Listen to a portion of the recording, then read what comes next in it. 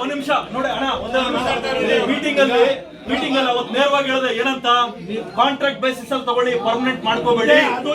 ಅದನ್ನ ನೇರವಾಗಿ ಅಣ್ಣ ನಾನು ಅವತ್ತು ಅದನ್ನ ಪಾಯಿಂಟ್ ಮಾಡಿ ಹೇಳಿದೆ, ನೀವು ಅದನ್ನ ಒಪ್ಕೊಂಡ್ರೆ ಕಾಂಟ್ರಾಕ್ಟ್ ಬೇಸಿಸ್ ಅಲ್ಲಿ ತಗೊಳ್ಳೋಣ ಅಂತ. ಕಂಪ್ಯೂಟರ್ ಆಪರೇಟರ್ ಏನಾಯ್ತು? ಅಲ್ಲ ಒಂದ್ ನಿಮಿಷ, ಕಂಪ್ಯೂಟರ್ ಆಪರೇಟರ್ ಏನ್ ಮಾಡ್ತೀರಣ್ಣ?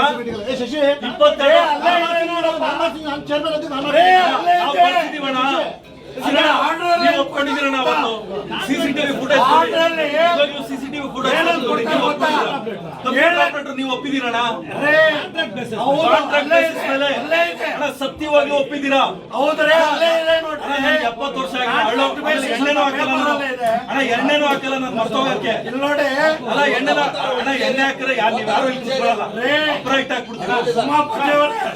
ನೋಡಿ